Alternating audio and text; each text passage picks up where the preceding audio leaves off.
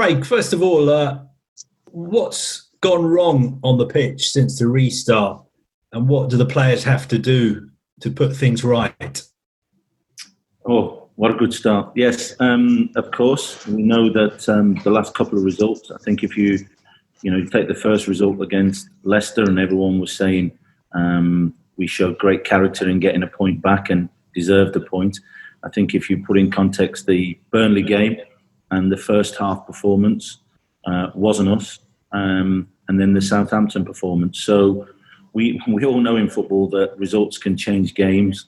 We're after the perfect performance as well, of course, which will help in terms of getting the result. But the result at the moment is the most important. And we know that one result and your season can change very quickly. What do we have to do? Well, I think, everyone knows that the basics in football about working hard, desire, tempo, all those type of things.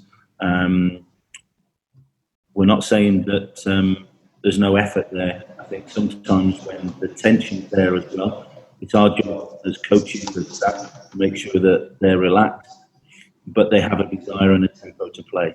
And that's what we've been working on this week.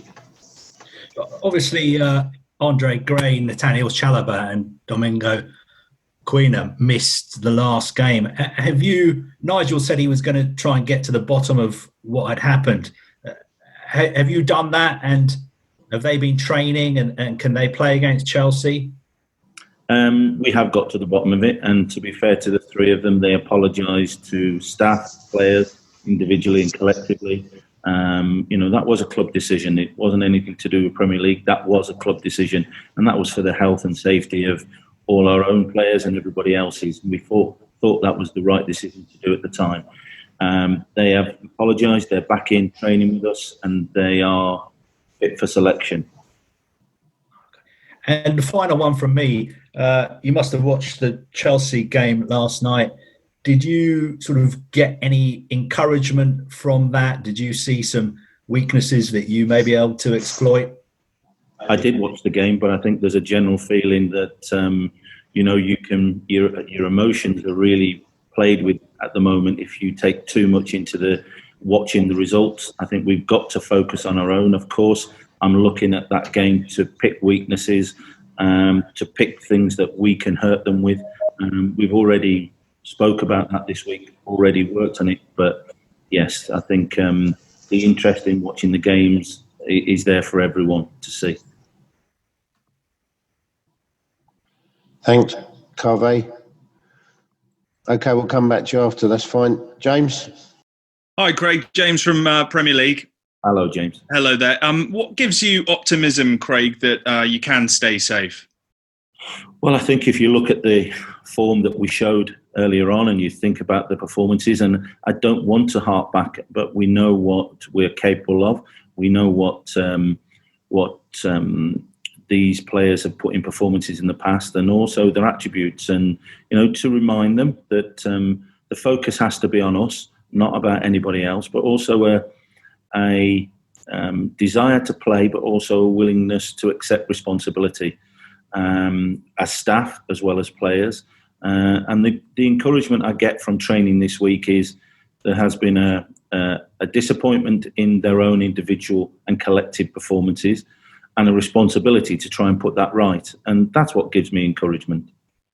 I read that Gerard Deulofeu says you have to fight like lions in order to stay safe. Do you agree with his choice of animal there?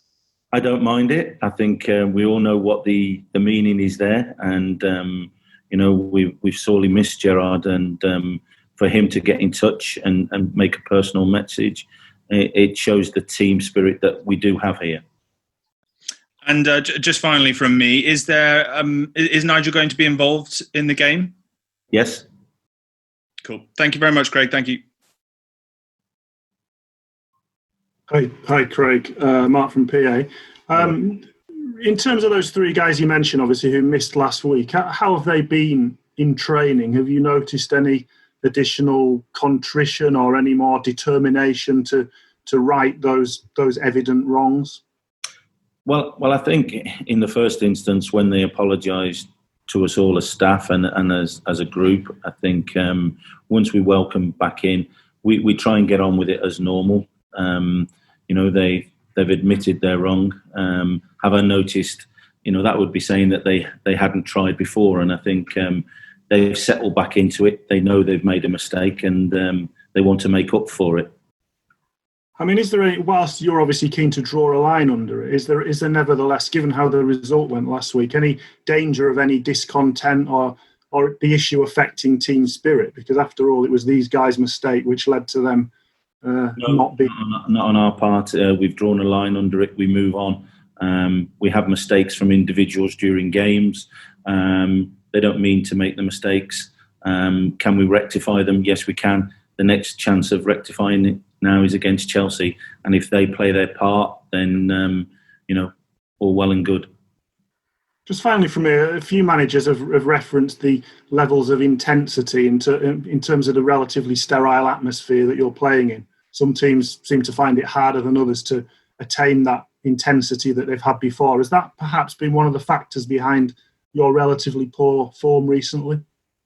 Well, I think I go on record as saying when I was asked about the restart, and I think it is a bit of a slower tempo. I think sometimes that your home crowd, and sometimes even when you're playing away and you're quieten the crowd, and at home when sometimes a tackle and it gets the crowd going. There has been probably a bit of that, but I think we're playing in a new circumstances, new surroundings, and we're trying to adjust to it. Of course, the players with the technical ability, the Man Cities, the Liverpools, seem to have adjusted very, very well. We're finding it more difficult, but it's not for the one to try. Thank you. Thank you. Okay, Ian. Hi, Craig. You all right? Hello, Ian. Can I just take on from that? Because it seems to me there have been very few draws, and teams have either started really well and won nearly all their games since the restart, or started really badly and lost all their games. Why is it there's been kind of nothing in between? Why has the team either started really well or started really badly? I think I'm not sure to put your finger on it, but I think, as I say, you look at the games that we've had, and I watched most of the games last night, and you can get a slower tempo. You can get the emotion taken out of it at times.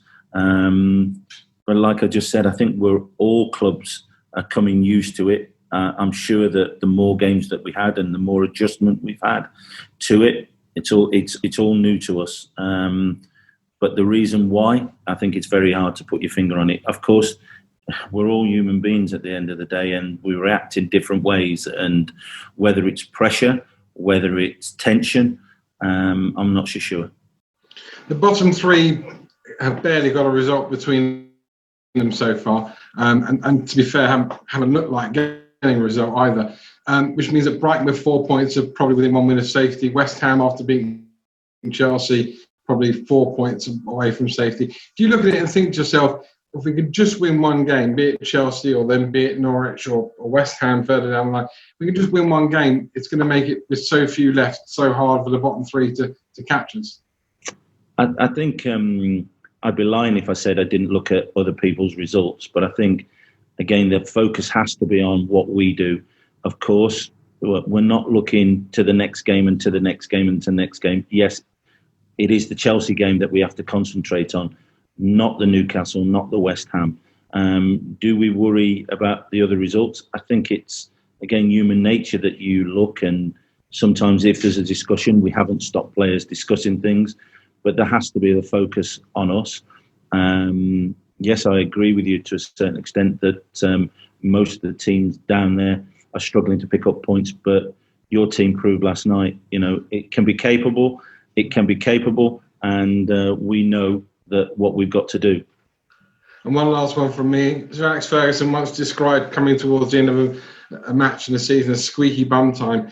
In terms of Watford, are we getting towards that period now? Well, I think we all know what he means by that, but I also think I've used the word focus. There has to be a drive and a determination to succeed, and I think we all know what's at stake. We've got some experienced professionals at ours, and even with the younger boys, we make them aware of their responsibilities. and we know what their actions can do and drive us on. So we have to have that drive to get a result, and that's what we'll be doing. Good luck. Thank you.